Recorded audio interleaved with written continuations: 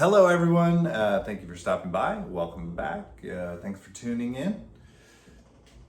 We're looking at the Armortek Leopard in 1/6 scale all metal RC tank. Been a while since I've vlogged or posted, but spent a lot of hours getting to this point, and now I need to do some backtracking. So thought, why not start documenting it, and let's dive right in. I did do an RC function test. Haven't driven this vehicle yet. I started the project 2 years ago and then paused it after a couple weeks and restarted it about a month ago. So I did the math, and altogether I've put about a month, maybe 150 to 200 hours of work into this.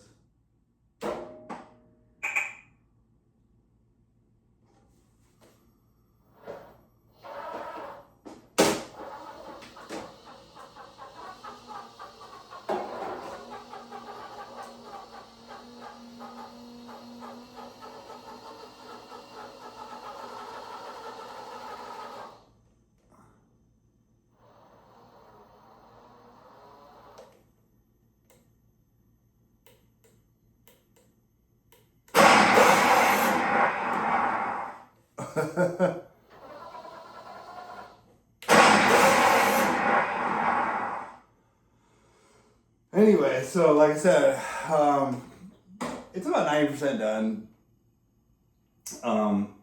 construction wise, but I need to backtrack a little bit. So there's a couple little quirks with the design. I'm not able to tighten these wheels on because when I do, it just compresses the washer and they don't spin freely. And I forgot to file down the teeth on the rear sprocket. I need to get in there and file the teeth, otherwise there is a chance that the tracks will ride up the sprocket teeth when it's turning, and that causes a couple different problems. So you don't want that. These tanks, they require a lot of filing and fitting of parts. So this is a very handy tool. I already took off one of these track link ends, and now I'm going to try and hammer out a couple of pins so I can take the track off. I've got these return rollers which need to be glued onto the axle that they go on, so I can tighten down the hubcap. Okay, let's see if I can get this track link out. All right, so track link is off. Track pin, I mean. Each link is held together by quite a few pieces. 2 pins with ends and a center, and there's like there's 4, 5, 6, 7 screws in each track link, and there's 80 something track link. So it's a lot of work to put the tracks together.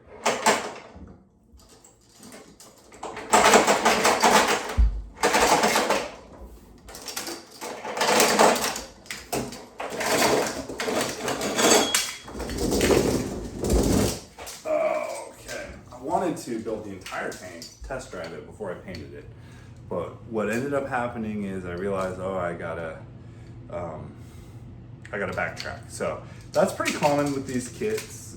They are a lot of work. They're not easy to build. They're not ready to run. They're a kit. It's a lot of pieces, and this is the first design variant from the manufacturer Armortek. So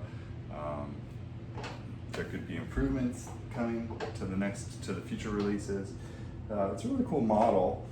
Let's see here. What was I doing? So I'm gonna have to take all these wheels off, but I probably will do that later when I get the parts. I gotta go to the hardware store and get the 3/8 inch lock washers. I've got fender washers in there right now, and that's not working out. So 2.5 millimeter MIP driver. I like MIP drivers. Those are pretty nice.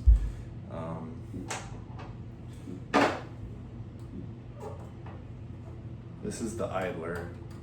World War II tanks, at least German ones, they usually have the sprocket in front. So that's a big difference. And then your track tensioner just pushes the idler forward. And that is, that's how your track tensioner works. It's pretty simple. I don't know how the real one works, but that works for this. The tracks are really tight. Just getting them on was a challenge to begin with, and then they actually did stretch a little bit when I put weight on the tank because it compresses the suspension. I don't know if I set up the suspension true to life or correctly. I just kind of eyeballed it. The wheels are on torsion bars, and I just tried to get them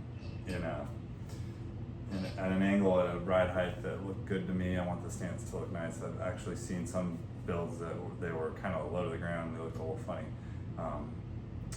and not all the proportions translate directly to the real one. So you want it to look realistic, but there's also a little bit of wiggle room there.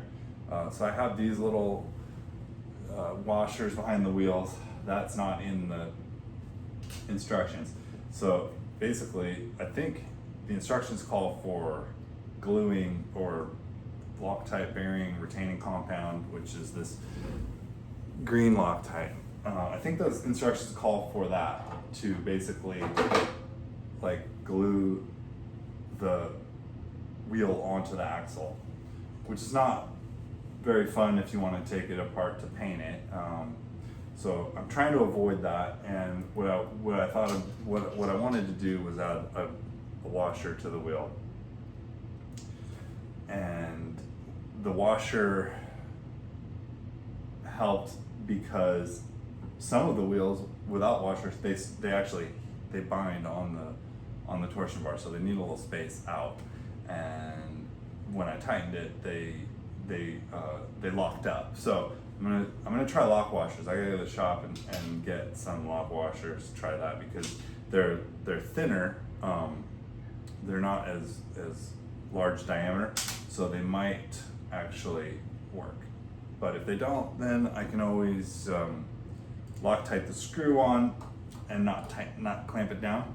That's another option, because right now this one it's spinning, but there's a little resistance. So you don't want those screws to back out. I'm gonna put hubcaps over those when they're done. I'm on the fence about painting it with the wheels on or off. So of course I want to put it back together, drive it before I paint it. So what we're gonna do right now is grab some of this green Loctite compound, cap spray up. I'm just gonna put a dot of it on that axle right there. And I'm gonna slide this wheel on there. I don't wanna have to glue the wheels onto the axles, but since this is just a return roller, I'm gonna go ahead and do that, because the way aluminum works, it is very grabby, if that makes sense. Aluminum, it doesn't slide on other aluminum, steel, metals, anything like that. Especially threads, they are really tough to turn. So when I was turning this hubcap for the return roller onto the axle, it was just spinning because there's nothing to grab. It's all inside the return roller. So now what I'm gonna do is I'm gonna glue that return roller on there.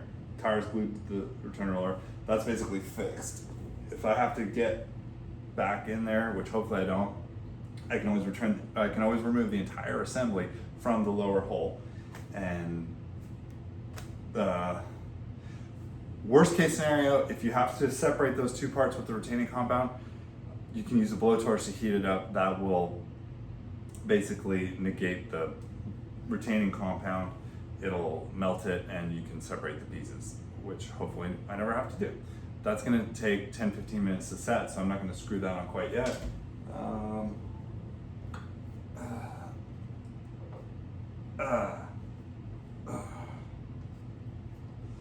having trouble getting that hubcap off of there. But I don't need to waste your time doing that since I did one. I can do those later.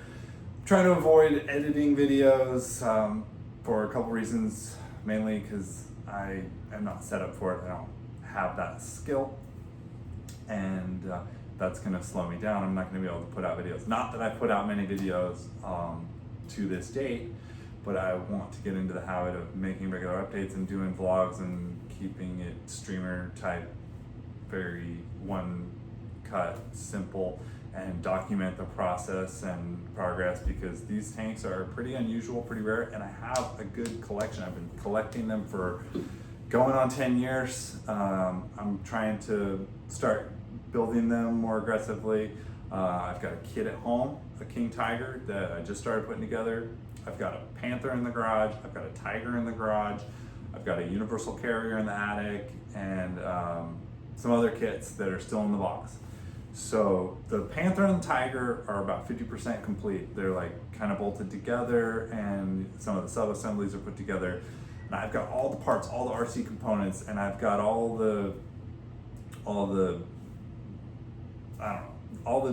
I've got everything together that I need to put them together. I've got all the tools, got all the, the little Loctite bottles, everything that I need. So it's pretty simple once you get into a routine, which is what I'm trying to do. And I want to film more. I want to, probably the hardest thing for me to do is going to be painting and finishing, because I want to get it done to a museum quality level. And the ones that I've painted before have come out okay, but not amazing. And I want to get to that amazing level. So I'm going to take it slow, because what happens is you spend so much time building that you get pretty burned out with the build and not being done or whatever, and you might rush the paint job and the finish. And I'm building these straight out of the box. I'm not doing modifications, not doing many upgrades, doing anything like that. So it's kind of a speed build.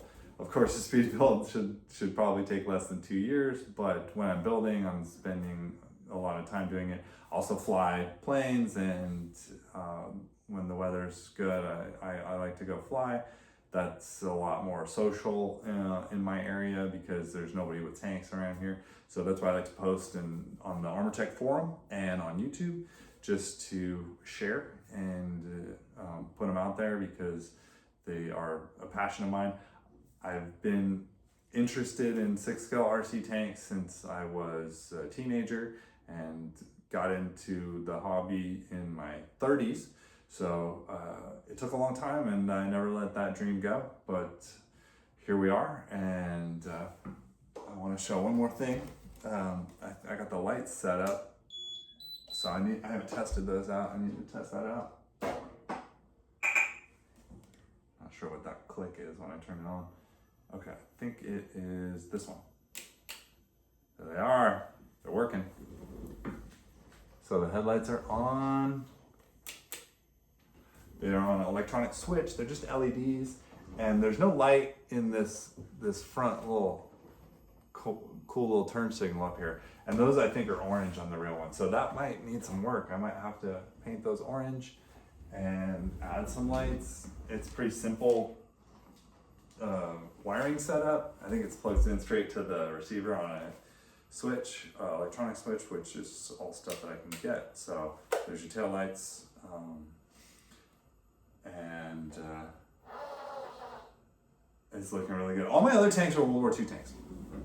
So King Tiger, Panther, Tiger, Jag Tiger, Hetzer, Universal Carrier, and I don't know if there's anything else, but that's a good collection. So thank you for watching. I hope you enjoyed this quick little update. I'm gonna keep working on these tracks, get the sprockets filed, put everything back together, bolt down the turret roof, test drive it, getting it off this little utility cart is gonna be a challenge. Not sure how I'm gonna do it. I've been thinking about it, you know, like you just like laying in bed, like one of those things you like can't stop thinking about the operation of getting it off of this. So a lot of guys will use a hydraulic lift table, press table. I've had one of those in the past, didn't love it. They're kind of clunky. So I think what I'm gonna do is probably drive it onto a table in here, which is actually a raise and lower table. So I can drop it down a little bit lower. Then I've got ramps, drive down the ramps, see how that goes, and hopefully take it for a little spin and everything goes good. Anyway, that should be the next video. I don't have too many more parts to put on here. I've got this little bucket of pieces. So we've got side skirts. This is kind of neat. It's like a thick armor plate. This is a lid that goes on the turret. These are side skirts. So it's mostly side skirts. That's gonna make a big visual impact to the tank when those are done. The turret roof is sitting behind me, but I'm gonna get that on later. And I'm gonna quit yapping and get back to work. Thanks a lot. Bye.